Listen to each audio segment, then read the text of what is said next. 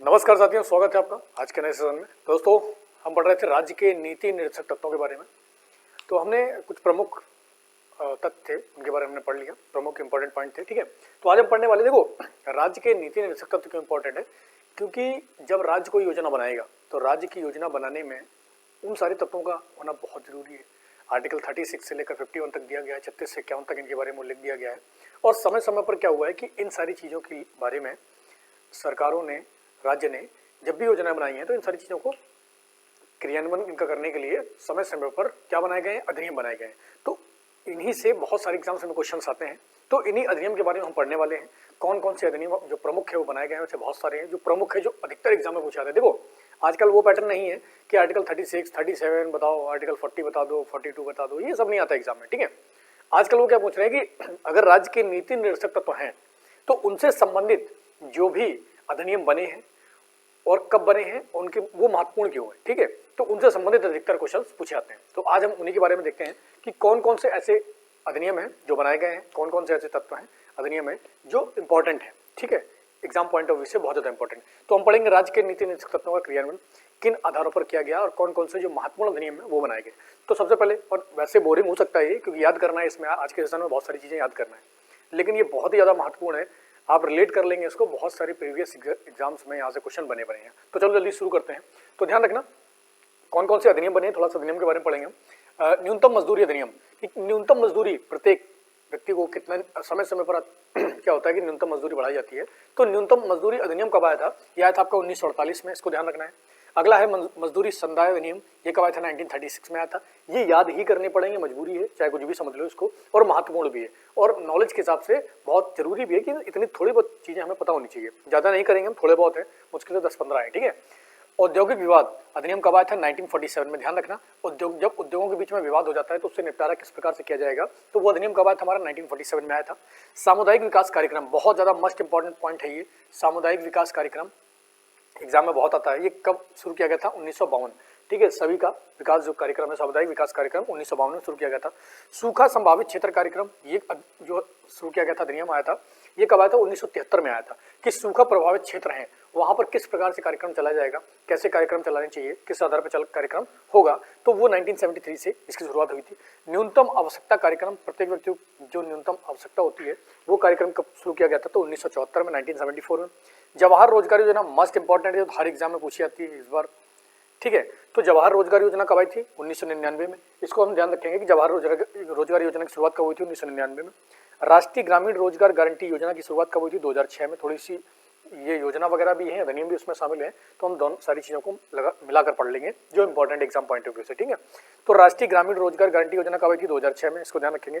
ठेका श्रम, ठेका श्रम अधिनियम कब आया था? 1970 में। ये भी काफी इंपॉर्टेंट है कि ठेका श्रम, ठेकेदारों जो है, ठेकेदार जो है वो लेबर्स को वगैरह रखते हैं, तो उनके ऊपर क्या नियम रहेंगे कि ज़्यादा जातियाँ ना हो उनके ऊपर, तो ऐसा ना हो ठेकेदार क्या करेगी, लेबर ले आता है उसको, फिर कम पैसा देता है, उनके ऊपर बहुत सारी जातियाँ होती है। तो इनसे बचने के लिए ठेका श्रम अधिनियम लाया गया। ये कब लाया गया? 1970 में। ठीक है, बाल श्रम प्रतिषेध, बच्चों को श्रम करने से रोकने का जो अधिनियम है वो कब आया था? 1986 में आया था। व्यवसाय संघ अधिनियम, तो व्यापारियों को जो संघ बनाने का अधिनियम है, किस आधार पर बना सकते हैं, तो 1926 में इसको लाया गया था। ठीक है, समझना इस सारी चीज़ों को, बहुत ज़्यादा इंपॉर्टेंट है ये। आगे है कर्मकार प्रतिकार अधिनियम, कब आया था? 1923 में। ये भी इंपॉर्टेंट, ध्यान रखना। प्रसूति सहायता, जो महिला होती है, महिला हमारे नीति निर्देशक तत्वों में दिया गया प्रसूति सहायता के बारे में। तो प्रसूतियों को, जो बच्चे जैसे बालक पैदा होते हैं तो उन पर कुछ धनराशि प्रदान की जाती है, तो उसका जो अधिनियम लाया गया था, शुरुआत की गई थी वो 1961 से। तो प्रसूति प्रसुविधा जो अधिनियम आया था कब आया था? 1961 में आया था। ये भी मस्ट इंपॉर्टेंट है, इसको ध्यान रखना थोड़ा सा। ठीक है, पर्वतीय क्षेत्र विकास कार्यक्रम, पर्वत के क्षेत्रों पर किस प्रकार से विकास किया जाएगा, पर्वतीय क्षेत्रों पर विकास किस आधार पर किया जाएगा, किस प्रकार से किया जाएगा, ये आया था 1960 में। ठीक है, इसको ध्यान रखना है। एकीकृत ग्रामीण विकास योजना, ये कब आई थी? 1978 में। ठीक है, तो ग्रामीण क्षेत्र का विकास करना, ठीक है, योजना कब आई थी आपकी? 1978 में। संपूर्ण ग्रामीण रोजगार योजना, ठीक है, संपूर्ण ग्रामीण रोजगार योजना बहुत ज्यादा मस्ट इंपॉर्टेंट, ये कब आया था? 2001 में आया था। ये बहुत सारे एग्जाम्स में यहाँ से पूछा भी जा चुका है, पूछा जाता है यहाँ से कि संपूर्ण ग्रामीण रोजगार योजना कब आई थी आपकी? 2001 में। समान परिश्रमिक अधिनियम कब आया था? 1976 में आया था। इसको भी ध्यान रखेंगे, इंपॉर्टेंट है ये, सबको समान परिश्रमिक मिलना चाहिए, ऐसा नहीं किसी को कम दे दिया, किसी को ज्यादा दे दिया। तो उसलिए अधिनियम कब आया था? 1976 में। जीवन बीमा का राष्ट्रीयकरण कब किया गया था? ये किया गया था 1956 में। ये तो बहुत ही ज्यादा मस्ट इंपॉर्टेंट है, इसको भी ध्यान रखेंगे। ठीक है, कि जीवन बीमा का राष्ट्रीयकरण कब किया गया था, 1956 में। 14 बैंकों का राष्ट्रीयकरण, ये भी आपका निदेशक तत्वों के क्रियान्वयन के तहत ही किया गया था, ठीक है। 14 बैंकों का राष्ट्रीयकरण कब किया गया था, 1969 में किया गया था, इसको भी हम ध्यान रखेंगे, ठीक है। अगला है सामान्य बीमा राष्ट्रीयकरण, ये भी एग्जाम में बहुत ज्यादा पूछा था। सामान्य बीमा राष्ट्रीयकरण कब हुआ था, 1971 में, ठीक है। सामान्य बीमा ये भी मस्ट इंपॉर्टेंट है, ठीक है।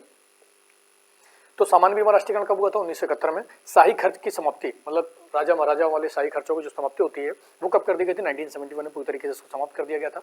आगे है वन्यजीव संरक्षण अधिनियम, ये भी हमारे निदेशक तत्वों के कार्यान्वयन, जो राज्य की नीति निदेशक तत्व हैं उनके कार्यान्वयन के लिए इन सबको लाया गया था। तो वन्यजीव संरक्षण अधिनियम कब आया था, 1972 में आया था। बहुत ज्यादा मस्ट इंपॉर्टेंट है, बहुत सारे एग्जाम्स में यहाँ से क्वेश्चन बनता है कि वन्यजीव संरक्षण अधिनियम कब आया था, 1972 में।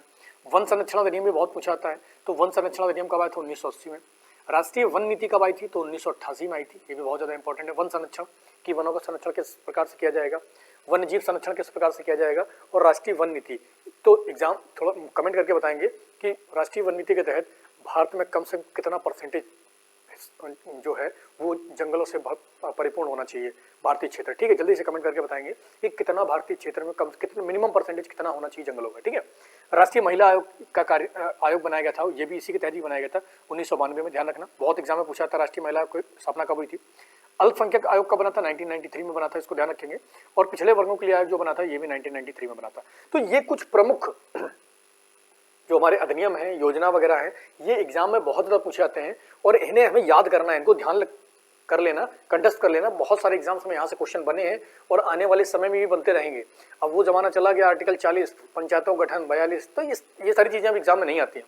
तो हमें इंटरनल थोड़ा सा पढ़ना है कि राज्य के नीति निदेशक तत्वों को कार्यान्वयन करने के लिए समय समय पर कुछ कार्यक्रम आए, कुछ योजनाएं आई और कुछ अधिनियम आए। तो हमने सारी इंपॉर्टेंट चीजें पढ़ी हैं यहाँ पर, जो आप देख सकते हैं बहुत सारे एग्जाम्स में यहाँ से पूछा जा चुका होगा और आने वाले समय भी यहाँ से पूछा जाएगा, ठीक है। तो लगातार हम लोग पढ़ाई करते रहेंगे, डेली कुछ नहीं है, आज इतना याद कर लो, सोचो आज पूरा हमें याद करना है, ठीक है।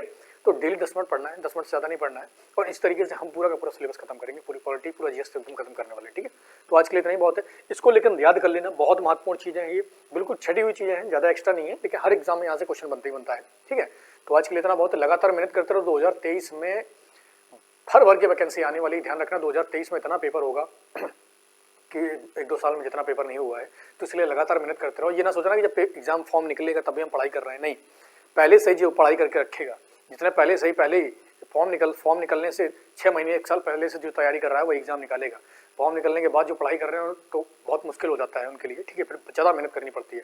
तो इसीलिए लगातार पढ़ाई करते रहो, बस 10 मिनट पढ़ना है, 10 मिनट पढ़ो, 1-2 बार वीडियो देख लो और इनको लिख के याद कर लो और बस इससे ज़्यादा कुछ नहीं करना है। तो आज के लिए इतनी बहुत है, लगातार मेहनत करते रहो।